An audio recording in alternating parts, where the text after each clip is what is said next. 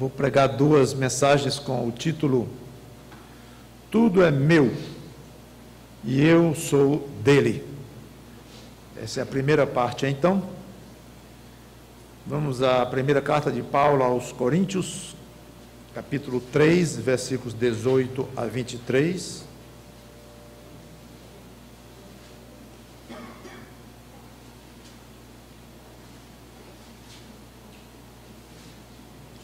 Primeira aos Coríntios, capítulo 3, versículos 18 a 23. Logo no início da carta, ainda no capítulo 1, Paulo reclama dos irmãos que tinham ouvido falar que estava havendo divisão entre eles, partidarismo, uns dizendo que era pró-Paulo, o outro era pró-Cefas, ou Pedro, o outro dizia que pertencia a Apolo, o outro dizia que era de Cristo mesmo. Então Paulo começa a falar na importância da unidade da igreja, depois passa a falar de sabedoria, comparando a sabedoria do mundo com a sabedoria de Deus, faz uma longa digressão então neste assunto, aí volta, lá no capítulo 3, volta a tocar no assunto que ele tinha começado lá no primeiro, que era essa questão dessa divisão que estava havendo na igreja de Corinto com relação a pessoas, a líderes. Então agora ele vai encerrar esse assunto sobre dois assuntos, focalizando em dois pontos principais, a questão do partidarismo e da sabedoria. E uma coisa está ligada com a outra, porque quando há a verdadeira sabedoria de Deus, não há partidarismo dentro da igreja. O fato de ter essa divisão e um dizer que eu gosto do fulano, eu gosto de ciclano, isso já mostra que a sabedoria não está sendo do alto nessa igreja. Então vamos lá, quero retomar então nesse ponto que Paulo começou lá no capítulo 1, estamos então no capítulo 3, versículos 18 a 23, que lê assim: Ninguém se engane a si mesmo. Se alguém dentre vós se tem por sábio neste século ou neste mundo, faça-se estulto para se tornar sábio. Porque a sabedoria deste mundo é loucura diante de Deus. Porque está escrito, ele, Deus, apanha os sábios na própria astúcia deles. E outra vez, o Senhor conhece os pensamentos dos sábios, que são pensamentos vãos. Portanto, ninguém se glorie nos homens, porque tudo é vosso. Seja Paulo, seja Apolo, seja Cefas, seja o mundo, seja a vida, seja a morte, sejam as coisas presentes, sejam as futuras, tudo é vosso. E vós de Cristo, e Cristo de Deus. Vamos orar. Obrigado, Senhor Deus, pela tua palavra aberta, e que teu Espírito Santo fale com os corações que vão ouvi-la, começando com o meu, que vai transmitir, e com o dos irmãos e amigos que vão ouvir. Que todos nós cresçamos com o que vai ser dito aqui. E quando eu falo em crescimento, eu falo em aperfeiçoamento dos que já são novas criaturas em Cristo, e já são cidadãos do reino dos céus. Quando me refiro a pessoas não salvas ainda, te peço pela conversão delas, para que entendam a necessidade de olharem não para homens ao redor, mas para o Senhor Jesus Cristo. É em nome dele que nós te pedimos e agradecemos.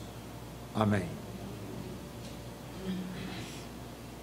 É curioso que quando Paulo falou lá, que eu não vou ler para não estender demais, no capítulo 1, sobre esse partidarismo, um dizendo que era de Cefas. Cefas é Pedro, o apóstolo.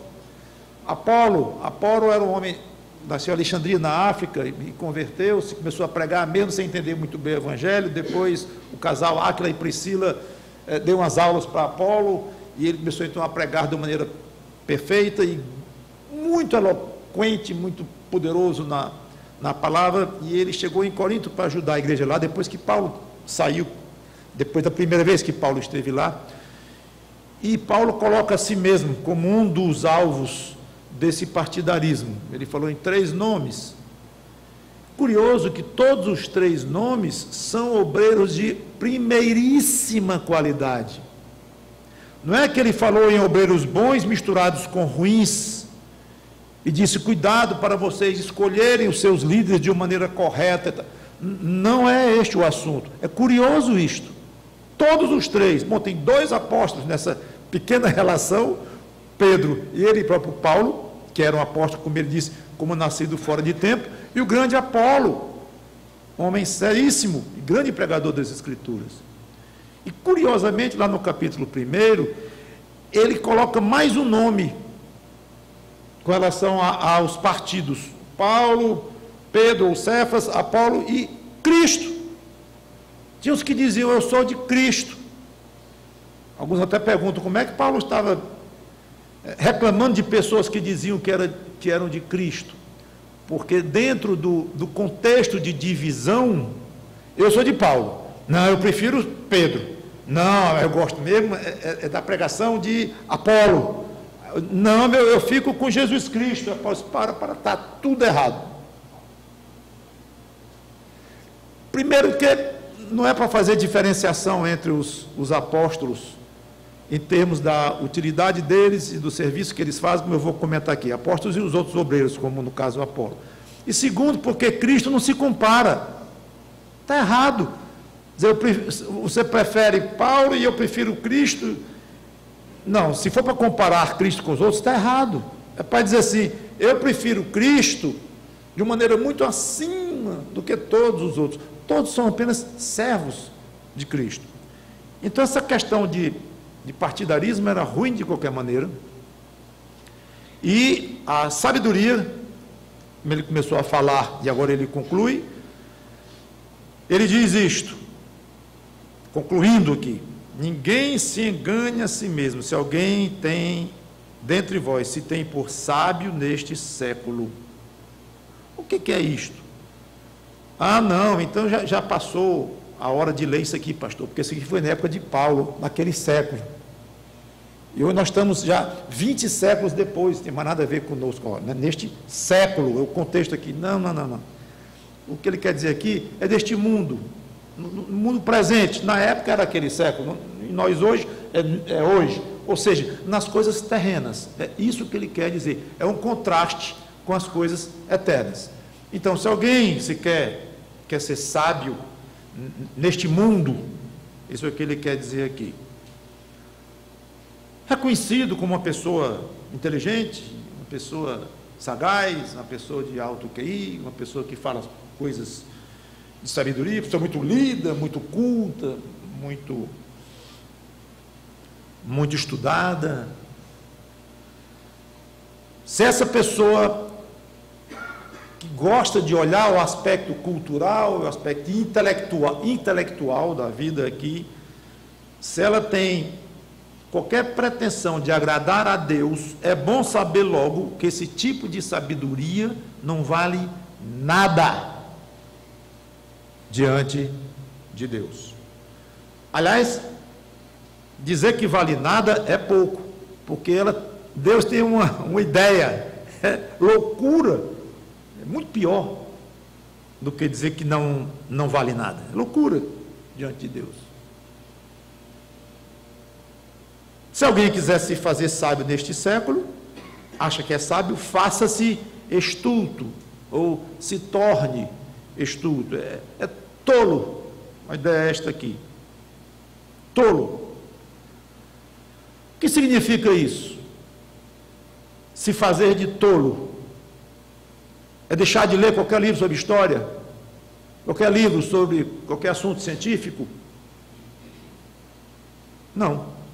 É deixar de lado esta sabedoria arrogante e entender que o ser humano não entende coisa nenhuma dos valores eternos, dos valores existenciais que realmente procedem. de Deus. É só isso.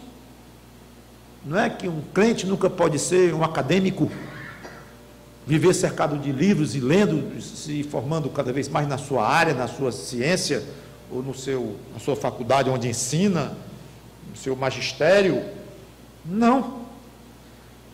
Mas lá no coração, entenda que você é um tolo, é uma formiga, comparada com a sabedoria de Deus, com o tamanho de Deus e com as coisas como realmente são aos olhos de Deus.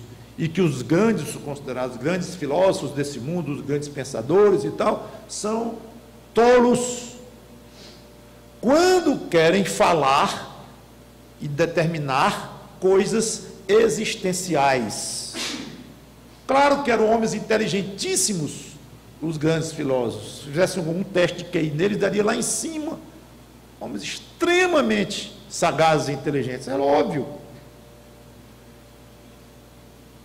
Mas o que ele está tratando aqui é de uma espécie de uma ignorância ou de uma estultícia interna. A pessoa dizer, eu estudo, porque sei lá, eu gosto de estudar, ou eu dou aula, mas eu sei que isso aqui não vale nada. O que interessa não é o que disse Platão, o que disse Aristóteles, o que disse Sócrates. O que interessa é o que Deus diz pela palavra dele. E por mais que eu estude e acumule títulos, eu não sou nada. Pronto. Isso é exatamente o que Paulo quer dizer. Você quer ser sábio neste mundo, nesta vida? Primeira coisa que você vai fazer, meu amigo, se torne tolo dentro do seu coração, nesse sentido que eu já expliquei.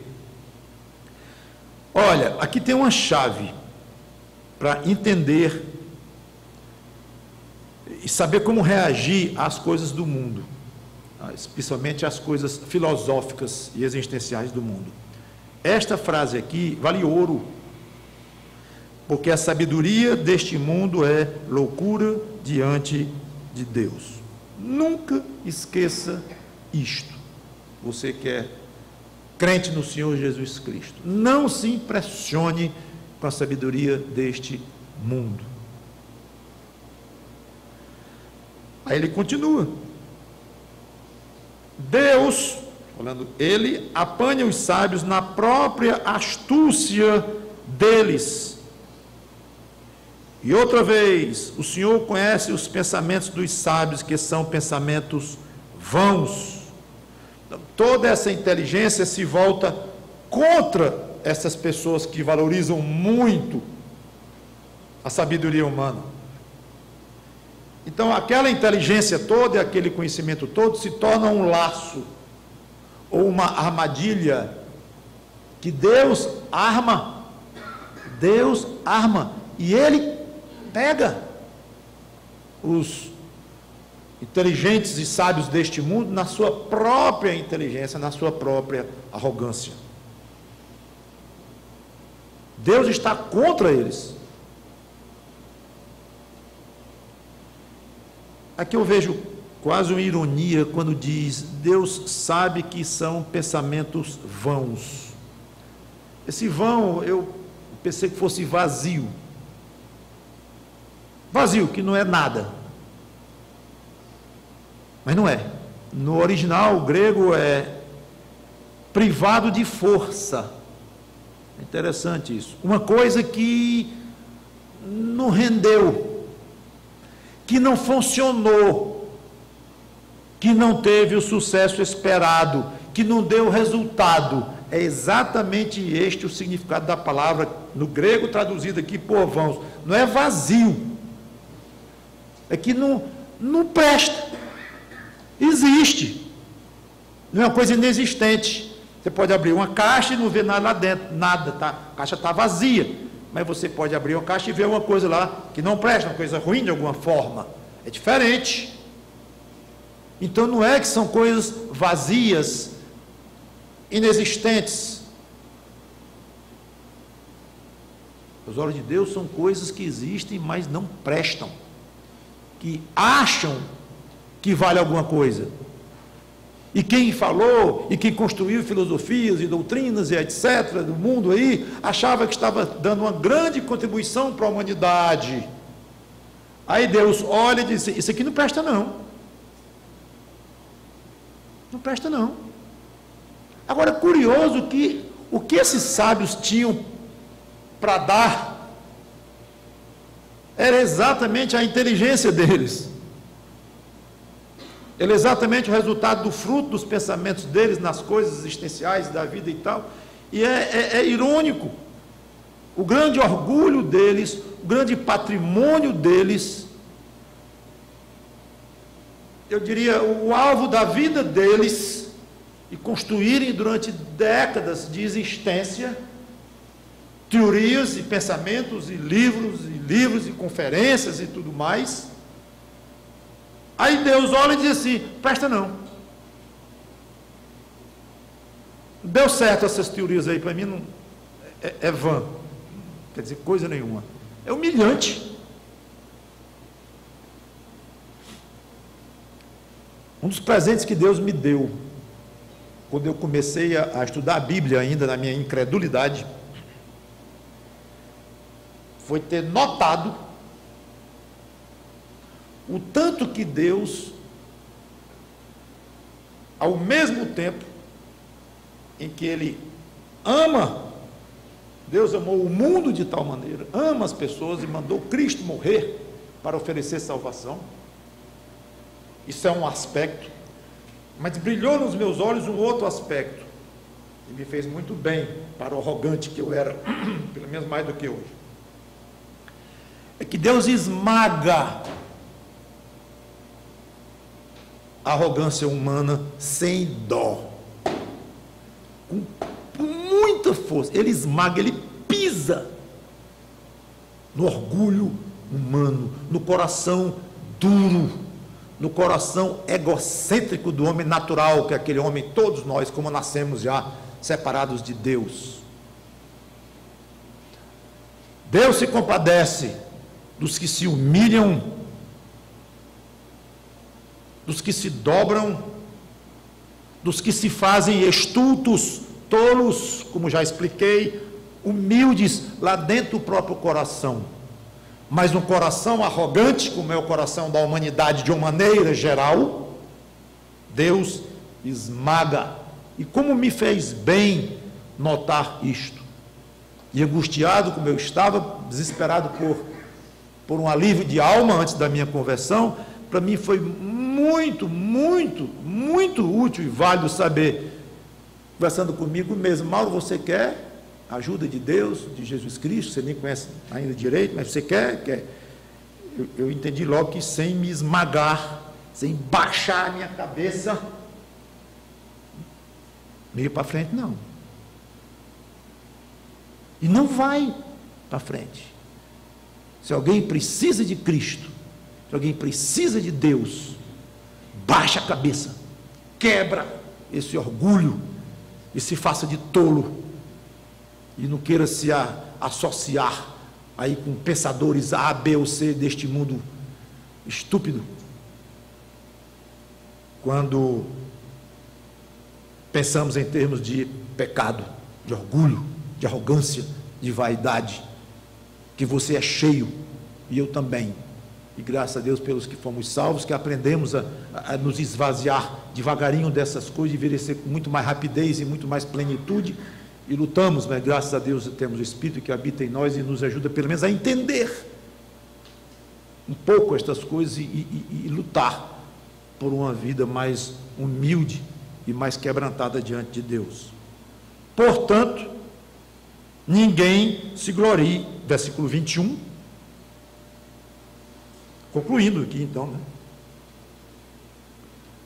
Então, portanto, ninguém se glorie nos homens. Já que é assim, as coisas são assim, você crente, não se glorie, não se gabe, não fique todo orgulhoso porque pertence ao grupo desse ou daquele pensador, ou daquele pastor, ou daquele teólogo, ou daquela linha de pensamento. e nem se torne, nem se gabe por você próprio, como sendo o tal. Não se glorie em homem nenhum, em hipótese alguma, em circunstância nenhuma. E ele chegou a essa conclusão baseado no motivo: a sabedoria deste século é loucura diante de Deus. Então ele usa um argumento negativo: não se glorie nos homens, porque os homens, o que eles pensam, o que vem deles em termos de filosofias e tal, não presta. Então é um argumento negativo em cima de não presta. Por isso, não se baseie, não se glorie, nem confie, nem se abrace demais a homens. Só que Paulo usou agora um outro argumento espetacular, positivo para a mesma recomendação: não se gloriar nos homens, nas coisas do mundo. Está aqui, final do versículo 21. Portanto, ninguém se glorie nos homens, porque as coisas dos homens não prestam e tal e tal. Mas ele dá aqui o outro argumento: porque tudo é vosso. Então ele diz: por que ficar se agarrando e até brigando por coisas deste mundo, inclusive líderes, como era o caso lá de Corinto? Estou brigando por Pedro, Apolo, Paulo. Não brigue não, tudo é de vocês. Só que aqui ele diz tudo, ele generalizou muito mais do que os partidarismos dentro de uma igreja. Tudo é vosso.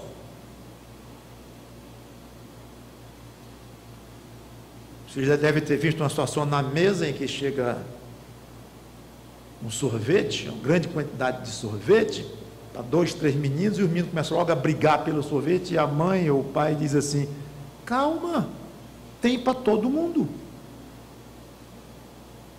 É tipo de menino. Calma, tem para todo mundo. Isso é de vocês. Tudo isso aqui eu fiz para quem? Para nós todos, para a família. Tem para todo mundo. Calma. Mais ou menos o que Paulo diz: um momento, estão brigando por as coisas daqui, inclusive por líderes de igreja. Calma, tudo é de vocês. Tudo como? Apóstolo Paulo, dá para explicar esse tudo? Dá. E é exatamente o que ele faz. Ele divide em 4 grupos. Versículo 23, 21 no final: tudo é vosso. Aí vem, no 22. Primeiro, seja Paulo, seja Apolo, seja Cefas. É a primeira divisão. Os obreiros. Segundo, o mundo. Terceiro, a vida e a morte. Contrastantes aí. Quarto, as coisas presentes e as futuras. Ele divide em 4 setores. O termo altamente genérico, quando ele diz tudo é vosso. Aí ele vai explicar como é este tudo. Ele começa então com os obreiros. Seja Paulo, seja... Paulo é ele mesmo, né? Claro. Seja Paulo, seja Cefas, que é Pedro. Todos são obreiros chamados para ensinar, para servir os crentes, entre os quais vocês aí de Corinto. Eles estavam se dividindo em torno desses 3 homens, como se fossem os chefes entre eles. E os coríntios como se pertencendo ao partido de cada um deles, mas não tinha partido de coisa nenhuma. Eles é que estavam inventando isso. Pedro queria saber de partido, ou Apolo, ou o próprio Paulo. Aliás, Paulo faz é rechaçar, né? Ele rejeita a ideia, porque lá saber, para. Não me façam de chefe aí, não. Um grupo meu, um grupo de Pedro, não. Ele reage. como se fosse uma coisa de muito mau gosto.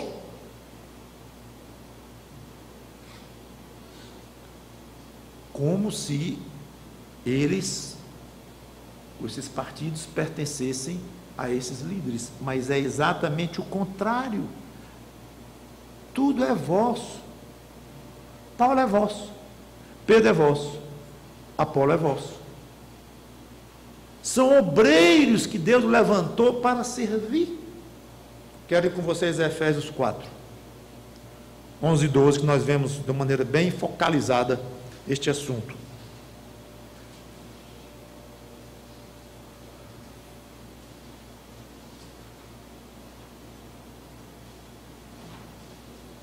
Efésios 4, 11 e 12, passagem belíssima, vou apenas tocar. E ele mesmo concedeu, Cristo, uns para apóstolos, outros para profetas, está falando aqui dos ministros, então, das igrejas, hein? Obreiros, apóstolos, profetas, outros para evangelistas, e outros para pastores e mestres.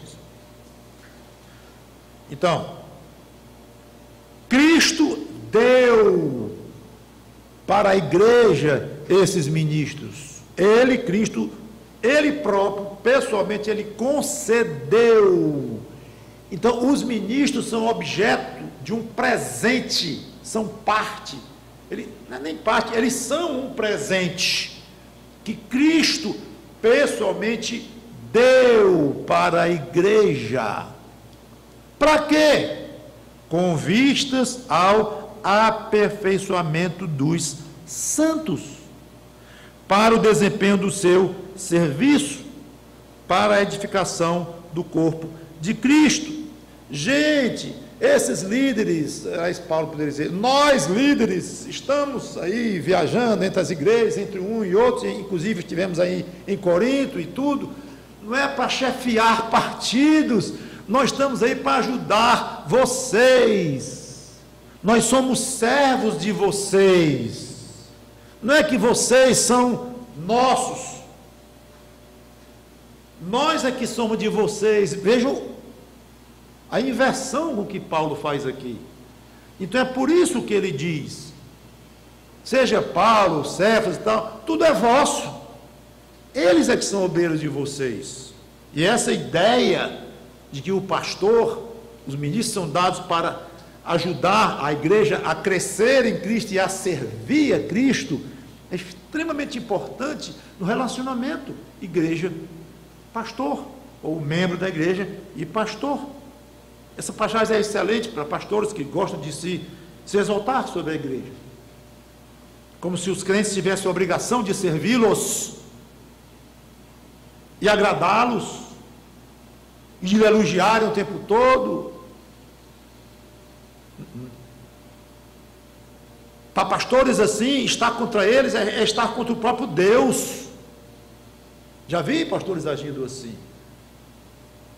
como se fosse um ungido, escolhido de Deus para aquele rebanho, então ele é quase um representante de Deus naquele grupo. Então a ideia do pastor é uma ideia quase do próprio Deus, e alguém que vai contra o pastor está contra Deus. Está muito mal feito assim. A Bíblia é muito equilibrada, ela diz que o pastor tem autoridade, e muita, tem a obrigação de dirigir o rebanho, de orientar o rebanho, sim.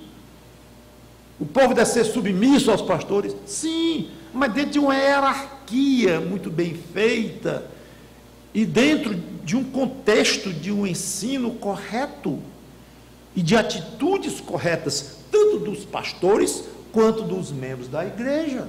Não é assim.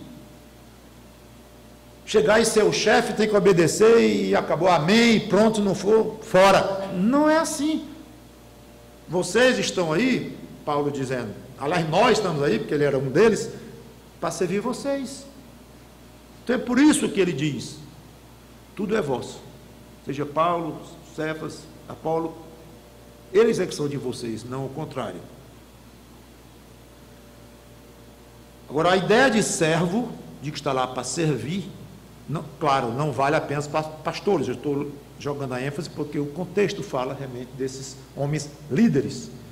Mas qualquer irmão é servo um do outro e deve estar disponível para servir um ao outro. Uma igreja de 100 membros, por exemplo, ela deve ser tal, se ela for igreja saudável, que qualquer membro desta igreja possa dizer assim: eu tenho 99 servos à minha disposição. Perfeito. Perfeito se disser isso com humildade. Se a atitude no coração for boa. E disser talvez assim: eu tenho 99 pessoas que estão prontas para me servir e me ajudarem dentro de qualquer necessidade minha. Melhor colocado. É assim. Claro que se cada um dos 100 pensarem assim, os 100 estarão servindo aos 100. E o pastor está no bolo. Está no meio. Não é aqui e 99 aqui. Olhando por este ponto de serviço a Cristo, estamos todos nivelados. Cada um com sua responsabilidade dentro do corpo, cada um sendo como um membro do corpo, que como o próprio Paulo explicou, em 1 Coríntios também, dizendo que cada um é parte do corpo, e um está num lugar, outro está no outro, mas todos são úteis ao corpo. Isso é outra história. Então, se um tem um papel de ensinar, o outro de servir de outra forma, de oração, de ajuda financeira e tal, tudo bem, cada um desempenha o seu serviço. Mas, olhando como um todo, todos são servos, uns dos outros, e juntamente servos de Cristo. Esse é o ensino. Então, para que brigar? Olha, é típico em igrejas, muitas vezes, igrejas coitadas que se tornam vítimas desse tipo de partidarismo, se não são os pastores que fazem grupos ou coisa assim, mas às vezes os diáconos, ou pessoas antigas na igreja, famílias fortes na igreja: eu sou do grupo do fulano, não fale no fulano porque briga comigo, dentro da igreja, não fale no ciclano porque aqui esse é meu. Então, isso é real, gente, e acaba com a igreja esse tipo de partidarismo. Todos somos servos uns dos outros. Muito bem, Paulo continua a sua lista. Seja os obreiros, seja o mundo. O mundo, Paulo, o mundo é meu. Eu não sei se ele se lembrou aqui de um outro problema que estava vendo em Corinto, e que ele dá um carão grande na igreja, no capítulo 6, quando tinha crentes com problemas jurídicos uns com os outros dentro da igreja, e levavam para juízes que não tinham nada a ver com a igreja, juízes do mundo resolverem. E Paulo não se conforma. Como é que pode? Vocês vão julgar o mundo, e vocês agora estão levando problemas de vocês, briguinhas ou brigonas, lá para o mundo que será julgado por vocês um dia. Gente, está tudo errado, não tem alguém entre vós que resolva isso, alguém que tenha sabedoria para resolver. Isso é uma vergonha. Ele disse isso literalmente: é uma vergonha que vocês estão fazendo aí. Vocês vão julgar o mundo, vocês devem se sentir superiores a isto. Então, está havendo discordância, fulano está devendo o outro, mas não reconhece porque não sei o quê.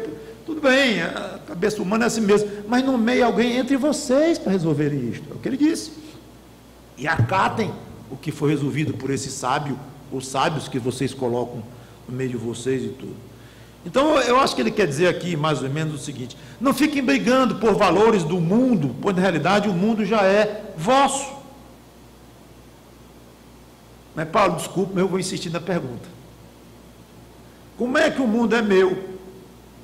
Se eu sofro aqui, dificuldade após dificuldade, de todo tipo, necessidades financeiras inclusive, de relacionamentos, de todo jeito. E pior, Paulo, para piorar, eu vejo na própria Bíblia, tu mesmo dizendo que Satanás é o príncipe deste mundo. Deus desse século, literalmente. Cristo disse que Satanás era o príncipe deste mundo, e Paulo disse que era Deus desse século, o que dá no mesmo. Aí vem e me diz, Paulo, que o mundo é meu. Como é que é meu? De uma maneira muito rápida, irmãos, na realidade o mundo nem é seu, nem é de Satanás. O mundo é de Deus. Na realidade é isto, o mundo é de Deus. Porque Deus criou o mundo. E Deus mantém o mundo sustentando com a palavra do seu poder. Hebreus diz isso. Sustentando. Não é só que criou e deixou para lá, como o deísta acha. Não. Ele criou e ele sustenta dia a dia. Cada molécula do Sol é controlada e sustentada pelo poder de Deus em Cristo. Então, primeira coisa é isto. A rigor, indo ao pé da letra, o mundo é de Deus. Só que nós somos o que de Deus? Herdeiros em Cristo. Romanos 8:7, se não quiser ir lá, eu já cheguei. Romanos 8:7 diz assim: por isso, Romanos 8:17, ora, se somos filhos, somos também herdeiros, herdeiros de Deus, herdeiros de Deus, e co-herdeiros com Cristo. E a passagem continua. Então você é herdeiro do mundo, mesmo porque o mundo é de Deus, só que ainda não nos foi dada a posse, nem o poder para exercer essa autoridade que nós teremos sobre o mundo como herdeiros do dono, do superdono. O mundo está entregue de fato ao diabo por algum tempo e dentro de uma maneira limitada. Sim, claro, se a Bíblia diz que ele é o Deus desse século, é. Se é o príncipe deste mundo, é. Mas entenda o que isso significa. E a ele foi dada uma autoridade, dada ao diabo, uma autoridade limitada no poder e no tempo. Então está tudo sob controle. Então nesta época aqui, você não vai exercer o poder que você tem sobre o mundo, sendo seu o mundo como herdeiro de Deus que você é. Não chegou a hora. Este é o ponto. Mas depois nós iremos reinar com Cristo. Eu não vou ler as passagens, mas 2 Timóteo 2:12, Apocalipse 5, 9 e 10 fala, nós vamos reinar com Cristo, e várias outras falam. É só uma questão de tempo. Calma. Calma. E mais, quando nós reinarmos, será um reinado, claro, de ajuda quer dizer, de serviço, de apoio ao Senhor Jesus Cristo. Apoio, eu digo, de assessoria, que Ele mesmo quer e se delicia nisso, não é que tem necessidade. Mas Ele vai ser o Rei, e nós, juntamente com Ele, iremos reinar. Então não vá se arrogar aí, que você é um reizinho. Você será participante de um co-reinado, mas nunca esqueça quem é o rei, por direito. E você é rei porque ele convidou você para ser também. Você não tem direito nenhum, a não ser via Cristo, porque ele quis assim e lhe chamou. Mas observe que ter muitas coisas no atual esquema do mundo é até perigoso, porque o mundo é voltado contra Deus, o mundo é anti-Deus, o mundo é contra Cristo. Então não vale a pena você se envolver demais nas coisas do mundo, brigar pelas coisas do mundo, fazer aqui uma briga grande, uma confusão grande por causa de uma coisa, de um negócio, de algo que tem só um valor financeiro, tudo muito provisório, essa questão de posições, de qualquer coisa desta vida. Eu sei que faz parte do nosso dia a dia, nós adquirimos nossas posições, nós temos zelo pelo que nós conquistamos nesta vida, claro, e tentar investir bem o pouco ou muito que você conseguiu nesta vida, sim, claro, é para ser responsável Não é nada disto. Mas morrer por aquilo, fazer uma confusão grande e se angustiar por causa de uma coisa desta vida. É o que Paulo diz: não faça isto, o mundo é seu. Calma. Não vale a pena você ficar muito à vontade neste mundo e muito envolvido com as coisas do mundo, porque você fatalmente será contaminado com as coisas do mundo que são anti-Deus. Obviamente seria uma imprudência muito grande alguém chegar na oficina e dizer: cadê meu carro? O mecânico dizer: está já ficando pronto. Não posso, tenho que sair, vou viajar com minha família, fim de semana e tal, mas não está pronto, está quase pronto. Não, mas ajeita aí que eu vou tirar, vou subir umas serras. Não, peraí, deixa eu acabar de ajeitar. Não, ajeite. Não deu tempo, eu vou lavar assim mesmo. É irresponsável. Não é? Levar a família para subir uma serra num carro que ele tirou rapidamente do mecânico antes de ficar pronto. Você querer usar as coisas do mundo antes de estarem prontas para você usar é irresponsabilidade também com você próprio, com a sua vida, com a vida da sua família, com a vida dos seus filhos. E é o que muita gente quer fazer, inclusive crentes, quer usar as coisas daqui, porque a vida é curta, então não está entendendo nada.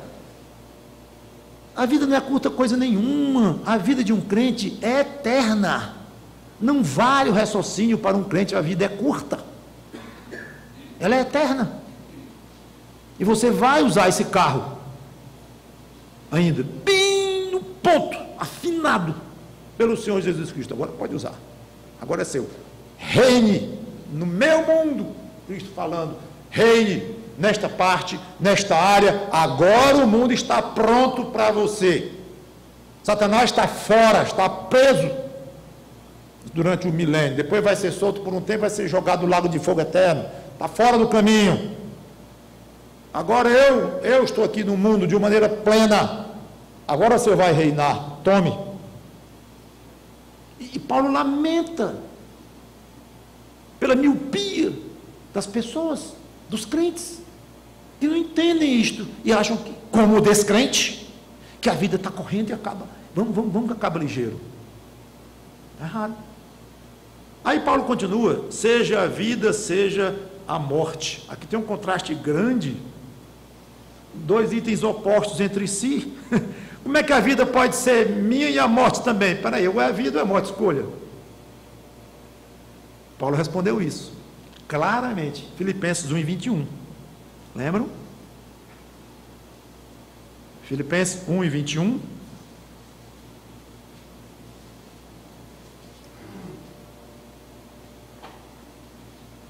Porquanto, para mim, o viver é Cristo, e o morrer é lucro. Olha as duas palavrinhas aí, os dois conceitos, morte e vida.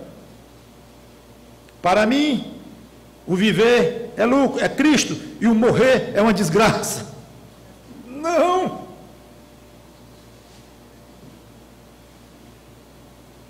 É como diz que alguém, um comandante do avião chegou para um cristão dentro do avião, alguém que se chamava cristão: se eu tenho uma notícia pesada para lhe dar, é que já nós vamos estar com o nosso Criador. Homem, não digo uma desgraça dessa não.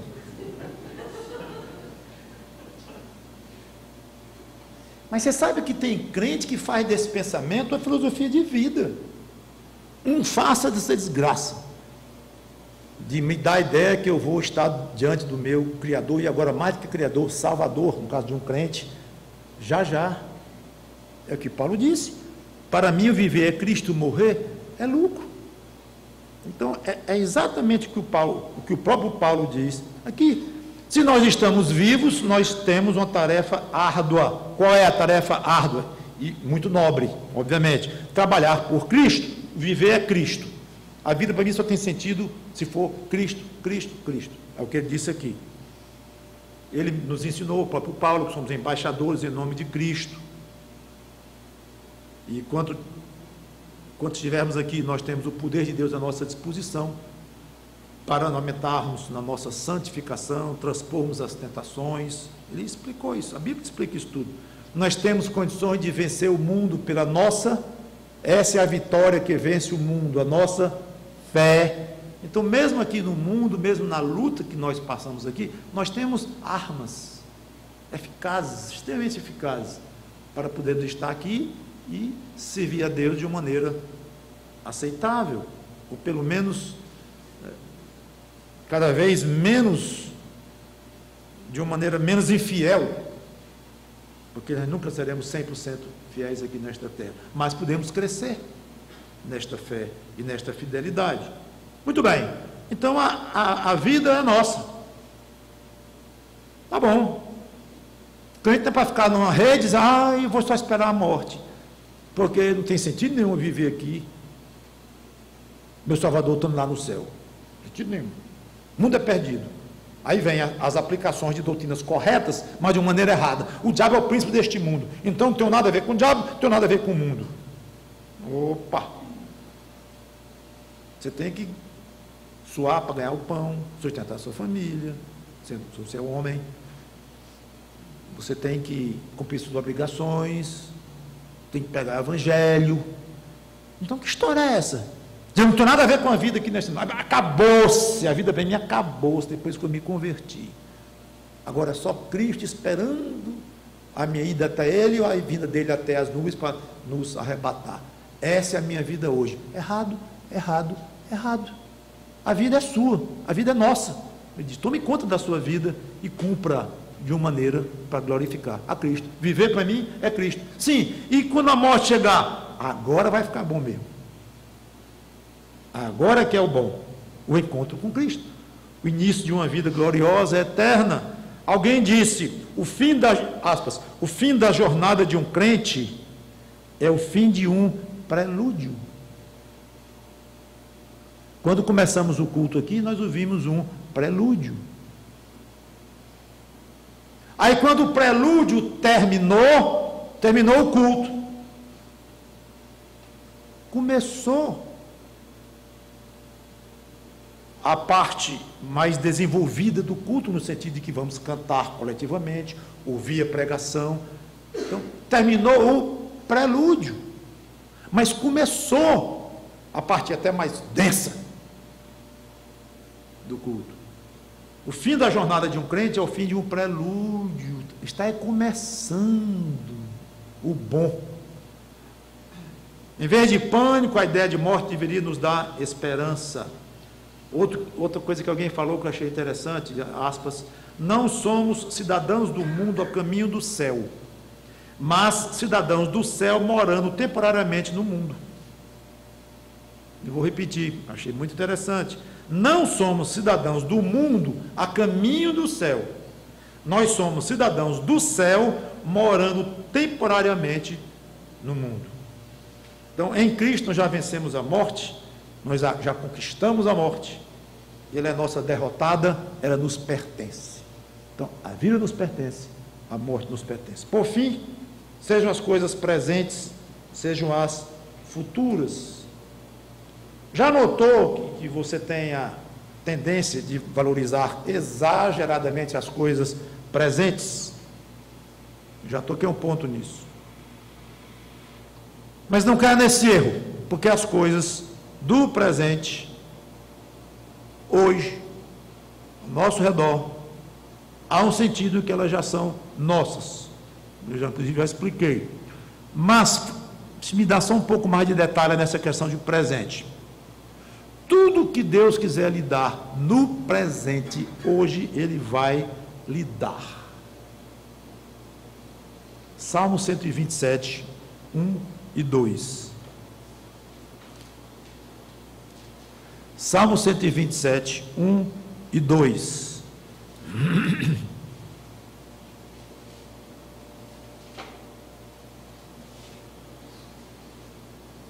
Se o Senhor não edificar a casa, em vão trabalham os que a edificam.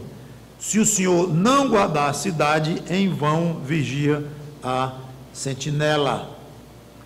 Sabe o que isso significa? Você pode morrer de trabalhar. Se Deus não quiser lhe dar mais do que Ele já lhe dá, Ele não vai dar. Questão do equilíbrio. Então eu vou ficar na beira de uma praia surfando o dia todinho e Deus vai me dar o que Ele quiser me dar. Errado. Porque o princípio de Deus, como já falei há pouco tempo, é trabalhar com o suor do seu rosto. Então, é como se você trabalhasse e Deus lhe dissesse: aqui está, eu lhe dou de presente. Não é Deus lhe pagando, Ele não lhe deve nada. Mas no projeto dele é assim: você trabalha, depois que o pecado entrou no mundo, você trabalha e Deus lhe dá o que Ele quer dar. Deus vê o seu suor, se ele está cumprindo o que eu determinei, está trabalhando, ok, então eu vou dar para ele o que eu quero dar, no tamanho que eu quero dar. Sabe o que eu acho que acontece? É que às vezes chegam pessoas diante de Deus, não suadas, mas molhadas de suor, e querem arrombar o tesouro celestial, e arrancar das mãos de Deus a chave das coisas daqui, e dizer: eu quero mais pelo meu suor. Eu estou suando porque tu mandaste eu suar, agora eu quero, dá licença, eu quero mais. Tu tem me dado muito pouco proporcional ao que eu trabalho. Eu quero mais, me dá a chave aqui do depósito do Banco do Brasil, me dá aqui mais terreno, me dá mais dinheiro, me dá mais coisa. Eu sou vereador, eu quero ser deputado estadual, eu quero ser senador, eu quero isso e aquilo, eu quero aquilo, eu quero aquilo. E quer quase que forçar a Deus para dizer: me dá mais, porque eu estou não só suado, eu estou molhado de suor, de tanto trabalhar. E Deus vai dizer assim: quem mandou você suar tanto, seu tolo? Eu mandei você ganhar o pão com o suor do seu rosto, só. Eu mandei você morrer de trabalhar. É interessante isto. Então isso deve entrar na cabeça do crente. Eu tenho batido nesta tecla, neste púlpito: trabalhe o suficiente para suar. E Deus vai lhe fazer uma pessoa pobre, vai continuar pobre o resto da sua vida. Vai, porque Ele quer. Não, pobre não, Ele quer você uma classe média baixa. Bom. E você vai ser uma classe média alta. Não, você era pobre, mas Deus vai fazer você um milionário. Tudo bem. Não é assim: que sorte, que maravilha. Não, às vezes é uma desgraça ser milionário. Cada um tem seus problemas, cada um tem suas dificuldades. O pobre tem, o classe média baixa, classe média alta, o milionário, o bilionário, todos têm seus problemas e dificuldades. Mas como é o critério? Quem decide a classe que você vai pertencer, a classe financeira, econômica, social? Quem decide? Deus. Você trabalha, você sua de maneira normal. O que é de maneira normal? É usar o bom senso. Sobra tempo para você se dedicar à sua família, se dedicar ao trabalho de Deus através da sua igreja, dedicar para você próprio um certo lazer, um certo descanso, até para você ter condições físicas e mentais para prosseguir. Então, de uma maneira equilibrada, razoável, mas sabendo que o resultado vem de Deus. As coisas presentes são suas, mas Deus vai transferir para você o que Ele quer. Eu já lhe expliquei o sentido de que as coisas presentes são suas, porque você é herdeiro de Deus. Mas, infelizmente, por valorizarmos demais as coisas presentes, nós temos a tendência de colocar em segundo plano as coisas futuras, porque são muito remotas. Muito remotas. São remotas. Quer uma sugestão? Toda vez que você achar que as coisas futuras são remotas, faça uma visitinha a um cemitério e assista 2 enterros naquele cemitério naquele dia. 3 enterros, 5 enterros. Um percentual desses enterros, com certeza, vai ser de alguém que estava perfeitamente saudável quando acordou.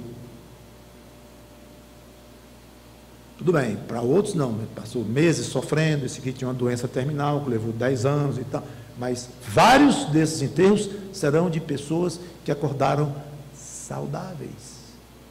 Será que a morte é remota, ou era remota para eles? Então, se a morte não era remota para eles, e você achar que é para você, onde é que está a sua cabeça? Onde é que está a sua cabeça? Que raciocínio torto, míope é esse? E que a morte pode vir a qualquer momento para os outros, para você, não. Insensatez não tem tamanho. Então, as coisas futuras não são remotas. De jeito nenhum. As pessoas são fascinadas pelo futuro, gostam de filmes, de experiências sobrenaturais, de futuro e coisas assim, e especulam muito sobre o futuro, gostam muito de especular. Aliás, o mundo não se acabou, né? Ontem, né? Especulação enorme, as revistas adoram os jornais, porque vendem. Aí, especulação direta, mas não acontece nada. Até o dia que Deus quiser. Mas, ao mesmo tempo, as pessoas tremem de medo do desconhecido. Razoável. Agora, veja a vantagem que o crente tem. Ele não precisa, primeiro, especular, porque ele sabe exatamente o que vai acontecer, a não ser os detalhes. Se quiser detalhar mais do que a Bíblia diz, vai ter que especular, que é até questionável, isso é até um pouco perigoso. Mas nós sabemos que será espetacular o futuro. Então nós podemos e devemos viver aqui na expectativa gostosíssima de ter essas coisas no futuro e guardar carinhosamente essas coisas no nosso coração para o nosso gozo aqui. O futuro vai ser ótimo. As coisas aqui me pertencem porque eu sou herdeiro de Deus e Ele me dá o que Ele quer. E as coisas do futuro, não fala no futuro, não passe nem na frente do cemitério. Não fale em morte, fale em tudo comigo. Visitar parente no hospital, nem pensar. Porque morte não é comigo, não fale. Eu curto aqui a minha vidinha, mas não fale no futuro. Ao crente diz assim, as coisas daqui está tudo bem, eu sou pobre, mas estou muito alegre, porque eu trabalho seriamente como Deus mandou, e Deus me deu um pouquinho, um salário, 2 salários mínimos por mês, sou uma pessoa, ou menos, sou uma pessoa pobre, mas muito feliz em Cristo. Ótimo, sou uma pessoa, como se diz, remediada, eu tenho um pouquinho, tá? Eu tenho muito, eu sou milionário, ótimo, está tudo bem. O mundo todo é meu, porque eu sou herdeiro do dono, então não tem problema. Mas eu não pego em tudo, porque ele só me deu um pedaço. Tudo bem comigo. Rapaz, e o futuro? Esse é que é meu mesmo. Esse é que é meu mesmo. Ali onde está o gostoso, o agradável, o maravilhoso. Gente, é muita vantagem de todo lado para aquele que é crente. Spurgeon, grande pregador inglês, século XIX, eu vi um pai contar, quando se mudaram para uma casa maior, quando entraram na casa, aí o filhinho olhou e disse, pai, isso aqui tudo é nosso. E o pai contou aquilo feliz, porque o filhinho entendeu, que sendo do pai, era dele também, da família, isso aqui tudo é nosso, ele era herdeiro do pai. Então o grande pregador completa, quando chegarmos no céu, também nós vamos dizer com propriedade, pai, isso aqui tudo é nosso. Se a criança disser com o coração ruim, tudo aqui é nosso, ele vai levar um carão do pai. Ah, tudo isso aqui é nosso, o meu colega não tem isso aqui, eu sou melhor do que ele, isso aqui eu vou querer vender para comprar um patinho para mim. Espera, eu gostei de você dizer que tudo isso aqui é nosso, e é. Mas saiba utilizar isto no tempo certo, na hora certa, com o coração certo. Então o crente vai chegar no céu e vai dizer, pai, em Cristo, tudo isso aqui é meu. Que maravilha! Como eu te adorei pouco, enquanto estava naquela terra, que Cristo maravilhoso, esse que eu estou agora olhando para o rosto dele, no trono dele. Aí se queda diante de Deus, é um espetáculo. E o crente que é crente mesmo, ele nunca vai ter outro tipo de pensamento que não este, humilde, mas ao mesmo tempo consciente do tamanho que é essa salvação que ele herdou. Então, encerrando, tudo é vosso, Paulo repete no final. Não fiquem brigando por pertencer a grupinhos ou grupões de homens, de pessoas, por coisas materiais, por coisa nenhuma, porque tudo é vosso. Ele faz duas afirmações que eu vou explicar no próximo domingo, se Deus quiser. Tudo é vosso, e vós de Cristo, e Cristo de Deus. É como se dissesse, tudo de fato é de vocês, mas não porque vocês criaram, ou porque vocês conquistaram as coisas que hoje são suas, mas simplesmente porque vocês são de Cristo. Isso eu vou aprofundar e detalhar no próximo domingo. Tudo o que você é, meu irmão, minha irmã, tudo que você tem, tudo que você terá, tudo está ligado com o simples fato de que você é de Cristo. Quanto a você, amigo, pergunto eu, você pode dizer, eu sou de Cristo? Meu coração pertence a Cristo? Só você sabe responder. Espero que, se não for sim, que breve seja um sim muito grande e muito forte na sua vida, no seu coração, porque só tem sentido essa vida aqui, futura, em todos os aspectos que a gente olhar, só tem sentido com Cristo. Vamos orar.